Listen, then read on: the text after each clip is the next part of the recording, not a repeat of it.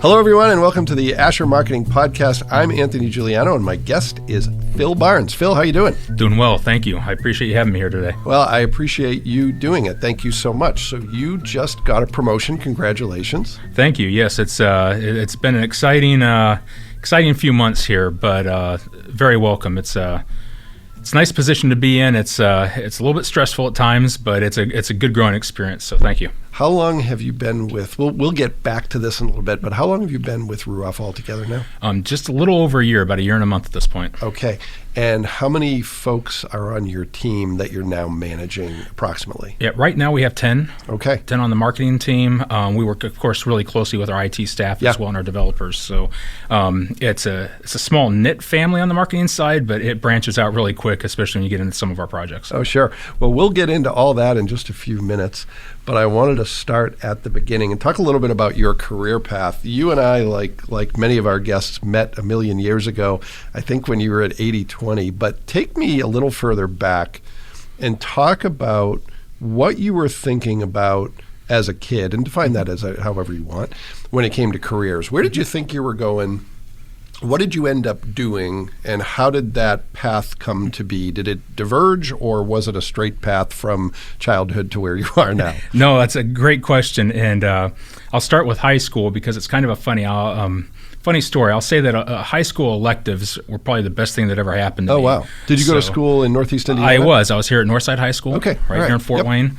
And my freshman year, I realized that I had an elective slot, so I got to pick something. So I didn't know it at the time, but I saw this graphic design and publishing course. It's like, okay, that sounds interesting, so I'll sign up for that. And lo and behold, Northside High School at the time, I'm not sure if they still do, I'd have to check, but they had a full photography, graphic design, and print shop in Northside High School.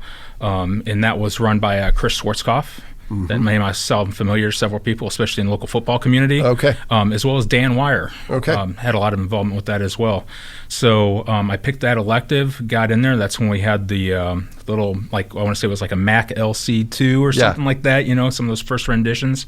And just kind of kicked off from there, fell in love with it, and all throughout high school just kept that course, kept progressing with that. So to answer that second part of your question, once I got involved, I was like, man, I love this. This is what I want to do. And it was kind of a straight shot from that point all the way through high school. It was it's kind of funny back now, looking back, anytime I can get into a press shop, it just brings back nostalgia. So anytime anybody gives me a chance to visit, I'll be definitely, I need to smell the ink and get into a dark room and get my hands on that again. But it's a lost art, that's for sure. So what was it, if you can pinpoint it, that originally kind of piqued that interest in graphic design? I think it was just the fact of doing something hands-on and being creative at the same time. It was definitely as emerging technologies at that time, of course. So it was every year it was something new. Everything improved a little bit more. Back those were the days when all this, switched to Adobe, those types of things. So it was always something new, and the fact that it was really hands-on. Just as a quick history lesson, those were the days where you design something in, PageMaker, and you'd have to print it out and take it to a camera and, take a negative on the camera to make a plate, put the plate on the press and start running the colors. It was much more of a full hands-on process to get to a printed piece, and unfortunately, some people don't have that luxury anymore. They can just hit print and get it to the color printer, and they miss out on some of that historical side. But definitely with the hands-on was always a great experience. Okay. So you have that interest in high school. How does that translate into a career? When do you start working in that field? Where do you work, and where do you go from there?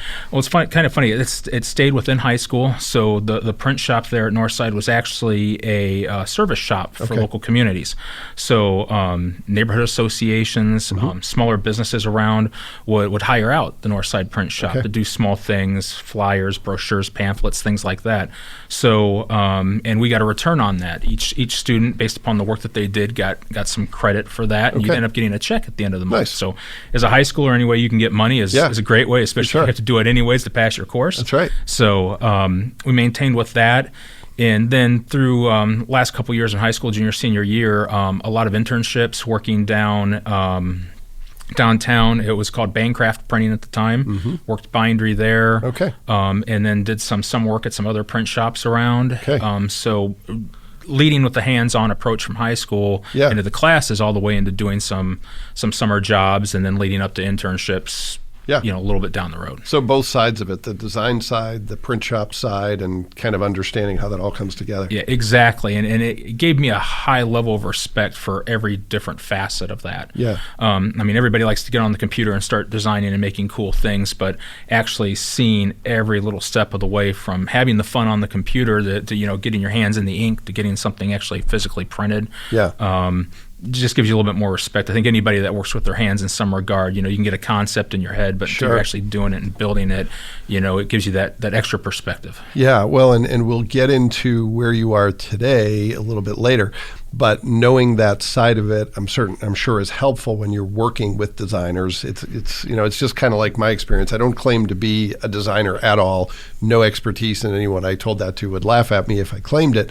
But having worked in design, PageMaker 6.5, I think is the last design program I worked in, I understand it maybe a little better than someone who doesn't have that experience. So it sounds like you've got the same background. Yeah, it's very similar, but I'm very appreciative of it.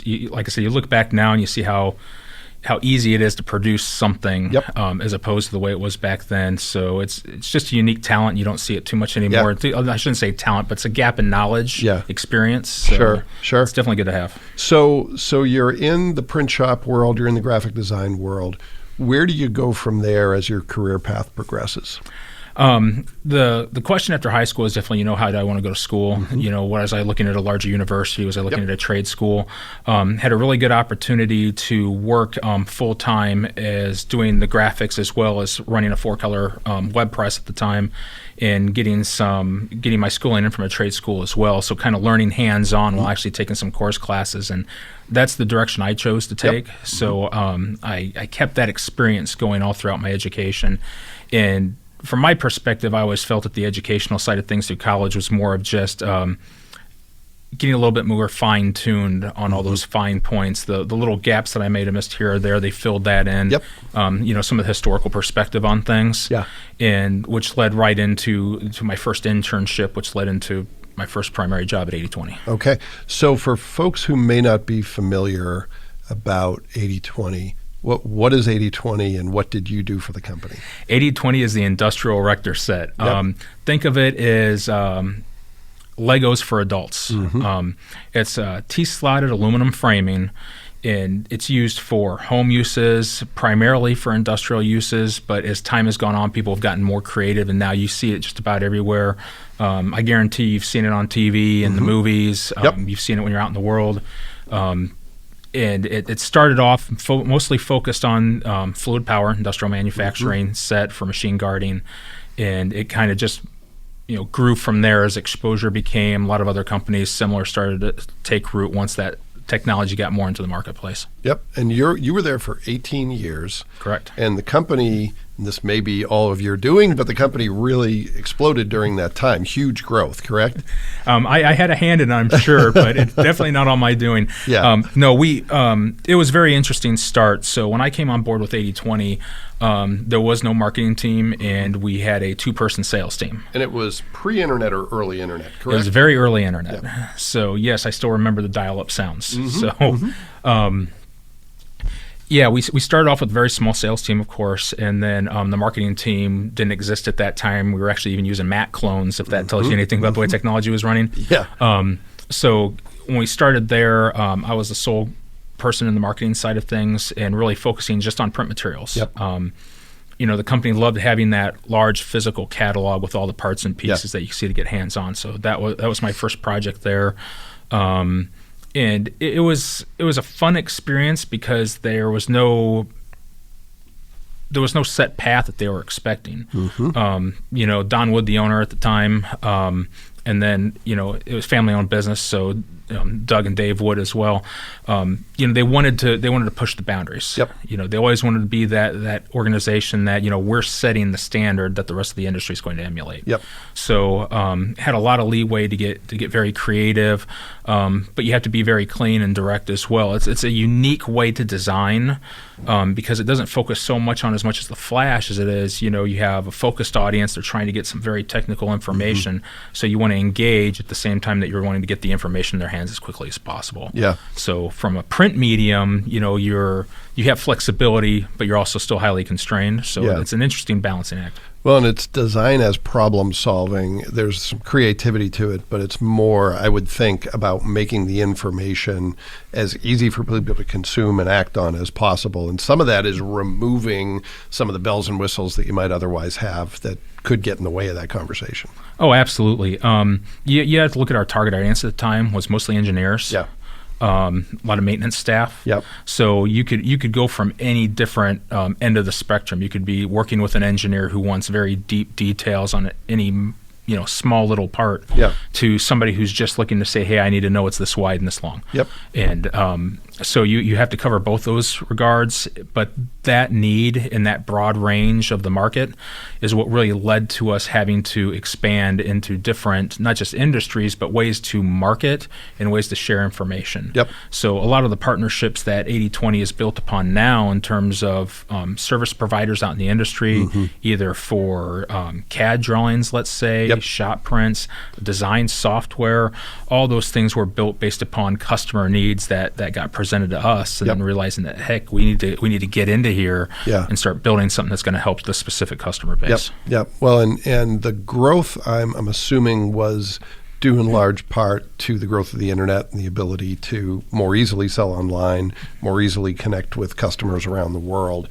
And your career, if I understand correctly, kind of morphed. It went from graphic design to pretty quickly you're working in digital. And how did you make that transition, and what was that transition like? A funny story behind that. So the website as it stood, the first 80/20 website, was built by one of our engineers, one of our CAD engineers, who just had a background in some Yep. coding. And one day, Doug Wood came to me and goes, hey, we need a new website built, and you're it.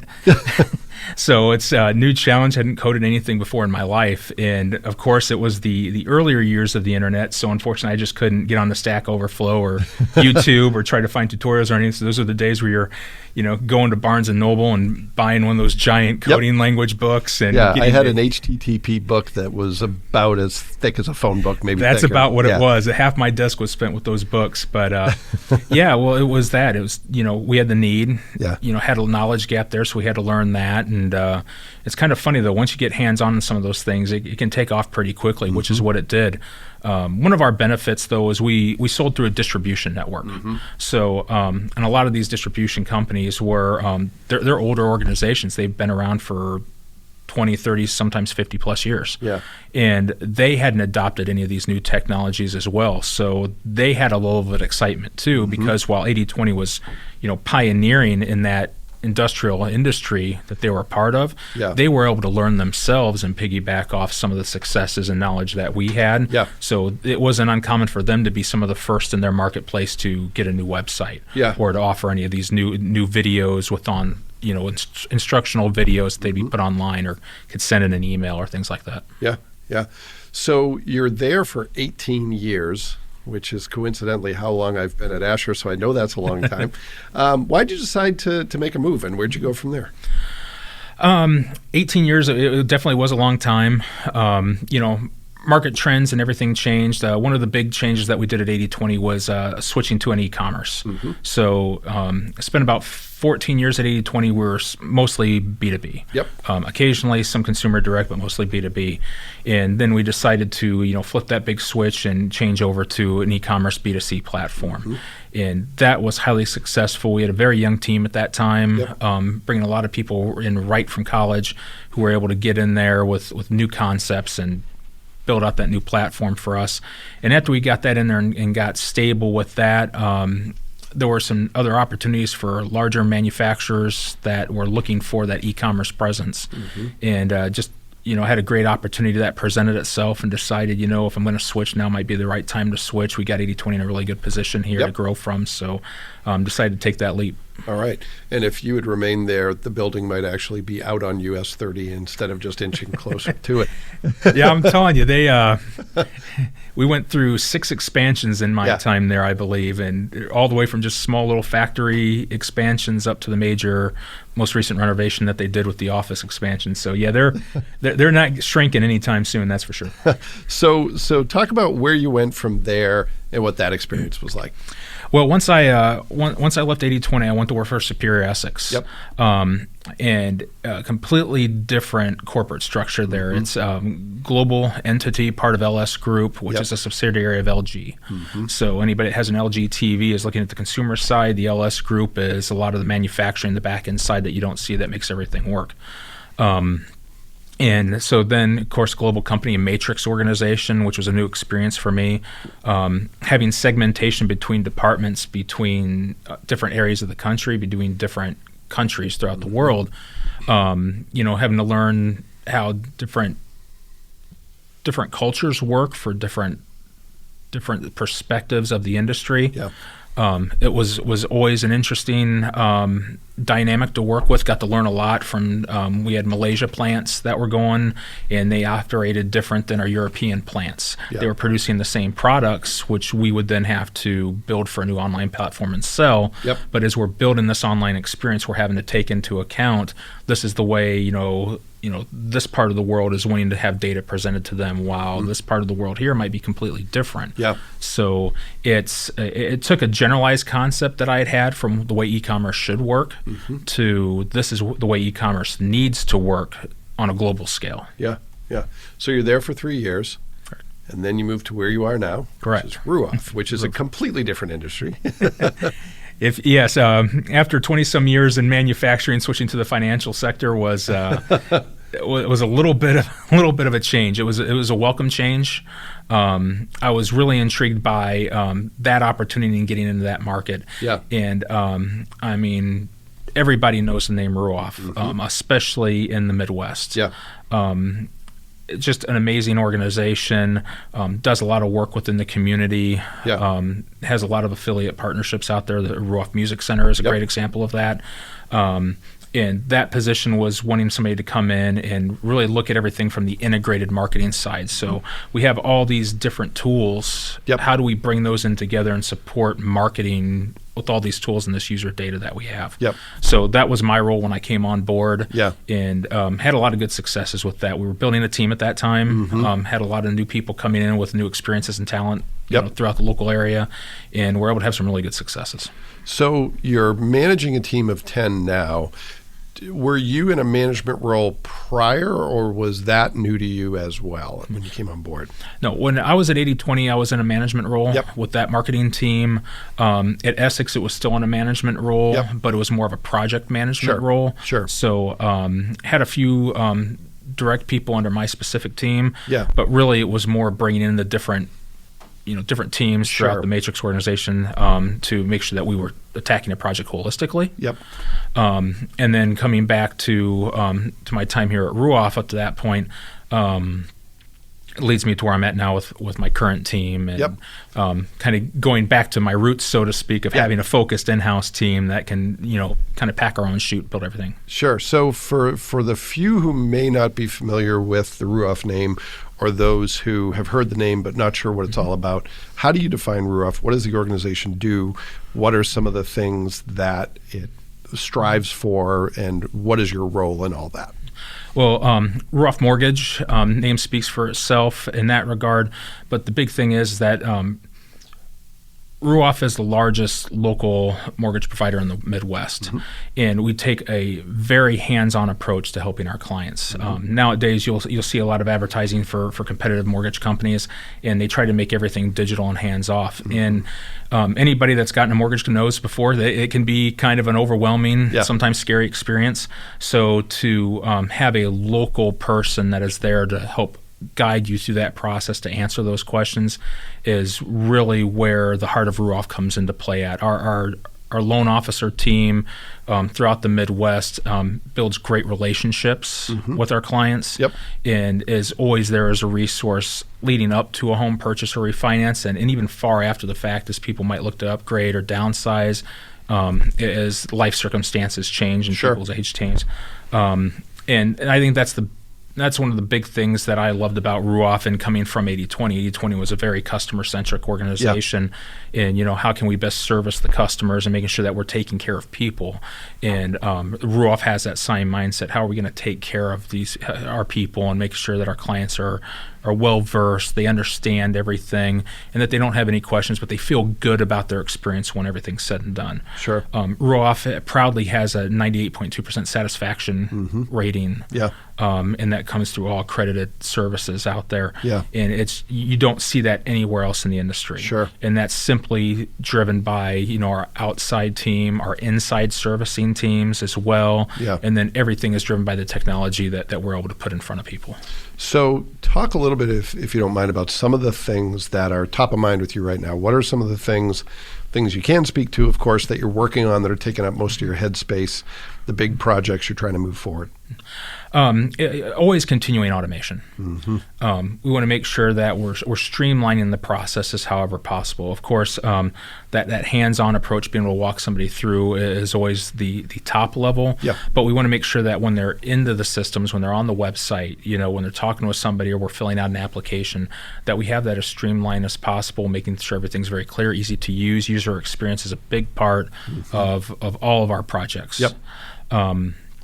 And then the other side of that, too, is constant communication. Mm-hmm. The mortgage process can be long at times, and there's a lot of documentation that has to go with that. So a lot of what we work on building is making sure that, our clients are getting those communication pieces as they need it. Mm-hmm. Setting up those automation rules, it's always highly important. That way you're not waiting on us for anything. We're feeding you the material as soon as you get to that stage in the process. So how do you strike that balance between customer-centric and the warm touch of individualized, personalized experience, and leveraging automation and leveraging technology in a way that saves the customer time but doesn't get in the way of the relationship? How are you striking? No, that's a big question, but how are you striking that balance?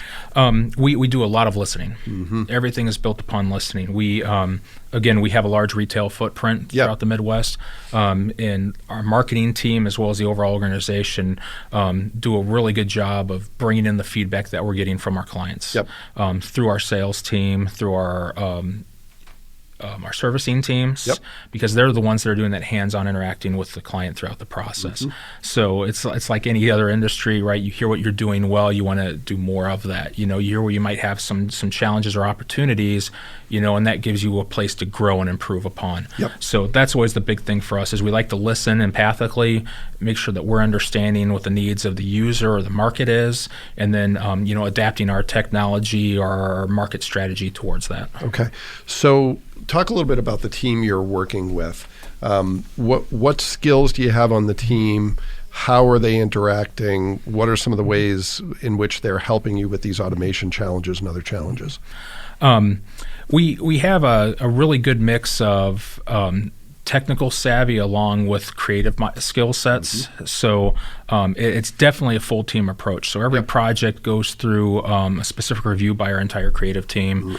We have a lot of brand consistency throughout Ruoff and all the efforts that we do. Especially some of the big stages you're on, literally big stages. Absolutely. Yeah. The Music Center is just another great extension of that. We have that namesake, that branding, so everything centers around that branding and our image and what we like to view as ourselves as Ruoff, and we like people to view us as Ruoff. And then we leverage that creative and user experience mindset backed upon our teams with our technology. So we always start with that user experience, that user expectation, and we build from there and leverage the technology to build into that. Okay. So a very large in-house development staff, which is always great to have. Both on the application side of things as well as the web side. And then, of course, we have a big focus on our CRM systems. So really several caveats, but they all meet together. So great project management skill set is always good to have, and a team that supports all that. Because with all that moving pieces, you want to make sure that you're keeping on top of everything. Okay, so I'm going to ask you a question that will reveal one of the sneaky reasons I do this podcast. It's to learn from smart people. And obviously, don't feel like you have to share anything that's proprietary. But are you getting into anything yet with AI on the customer support side? Is that a factor yet? And I ask because Ruoff's a big enough company that it might be a factor. How is that factoring into any planning you're doing or any of the work that you're trying to accomplish? I'll say this much: it's always under review. Yeah. We always look and see how that type of AI mindset is changing throughout the industry itself, as well as how other organizations in the financial sector might be leveraging that type of technology. Yeah. So it's definitely in our mind share. Yeah. I can't speak to where we're exactly at with that at this time, but it's always one of those things that, and it's quickly adapting technology. It's getting very well refined as time goes on. Yeah. So it's like anything else. You blink and you'll miss it. Yeah. So it's definitely something we have to keep our eyes open to, and our ears as well, and making sure that we have everything leveraged out into when might be the right time to implement with something. Well, I think that's the key thing is timing. And by the way, while one of my goals is to learn from guests, a very close second is not getting anyone in trouble. So you artfully avoided that. So thank you. But one of the things that is reminding me of what's happening with AI and all the conversation about chat and content creation, it's kind of like I'm old enough to have seen a couple of evolutions of tech, and it reminds me of the early days of social media in some ways. But even more so, it reminds me of the early days of voice to text. I'm someone who hates typing. So always hated typing, terrible at it. Will type one word a minute if I'm lucky. And I was an early adopter of voice to text. And I bought a program called Dragon Naturally Speaking, which was Dragon was the company name, Naturally Speaking was the product name. And I wore a headset and I would talk into the headset and it would get about 20% of it right and it would end up taking more time. And I think, I think that's kind of where we are with some of this stuff. You can see the potential. It's not far away that this is reality. And it's probably going to evolve even faster, but it's still not quite there yet. No, I would definitely agree. I'm starting to see more of it, especially on the e-commerce sector. Yeah.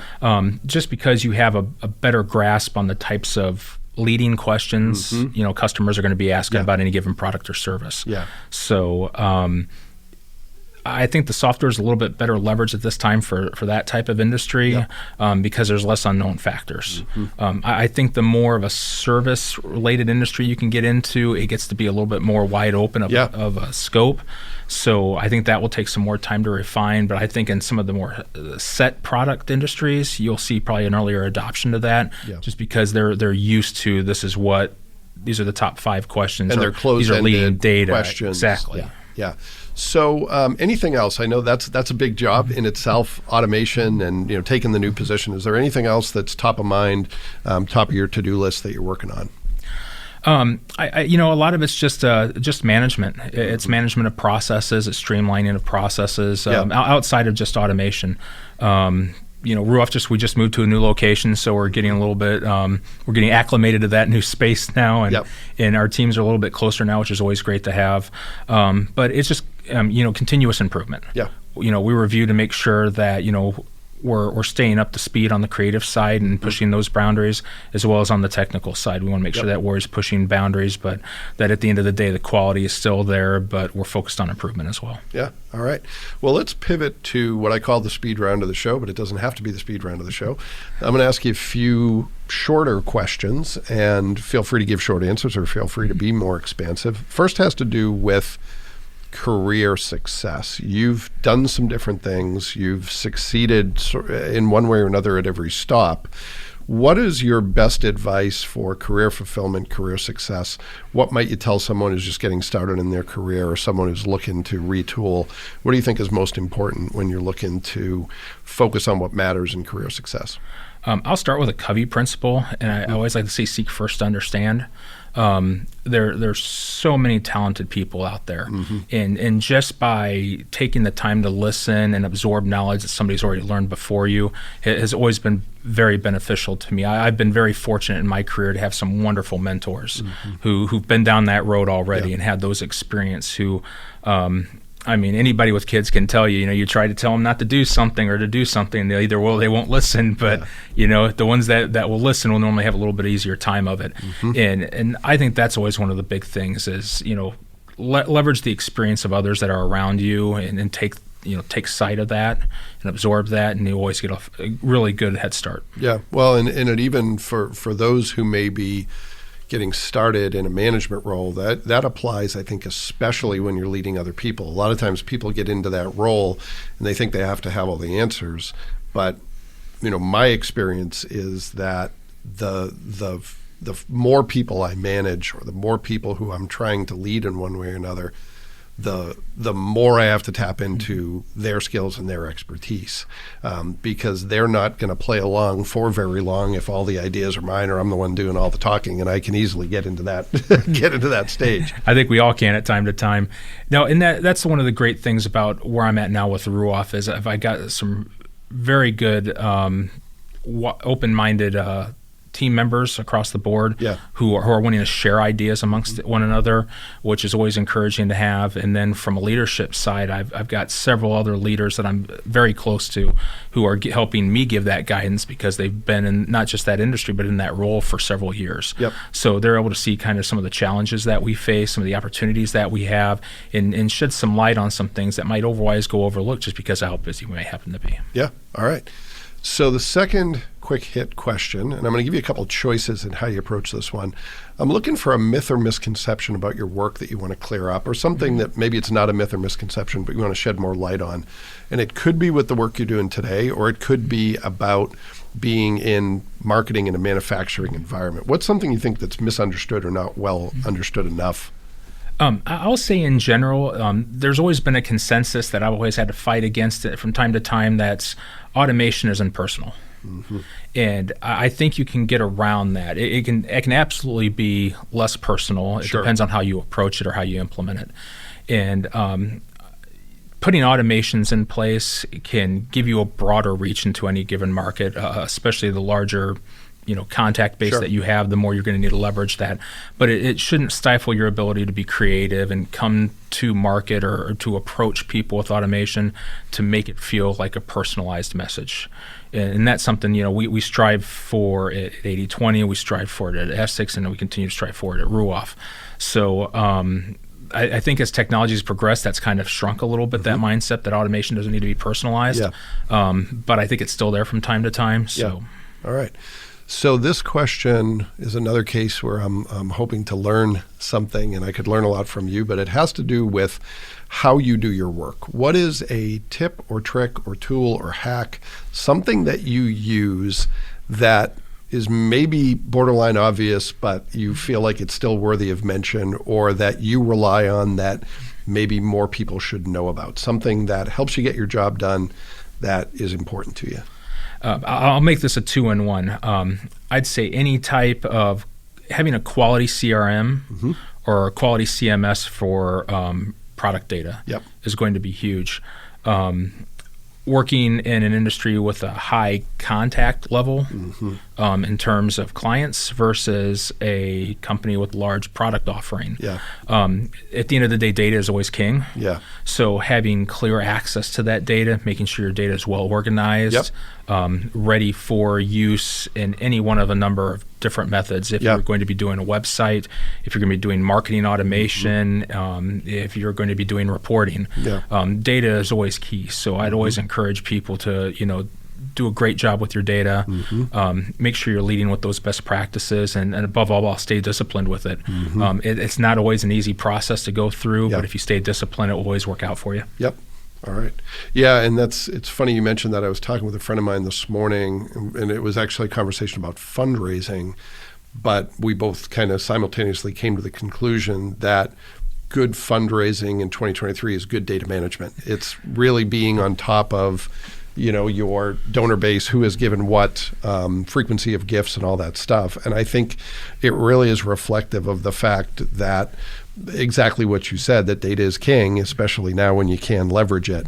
And it sounds like you're an organization that's making good use of that and still looking for ways to improve along the way. No, absolutely, and I'm gonna throw a little soundbite out there for the Fort Wayne Center for Learning. I'm on that board, Okay. and that's a nonprofit to help children with some educational needs for Okay. tutoring and to get that leg up. And those are one of the things that we're having to work on now, especially nowadays. With the way inflation's going, it's been harder to get funds coming in through Sure. nonprofits. So being able to reach out to that base and get that message out there even more critical now than ever. All right. And how long have you been involved with that organization?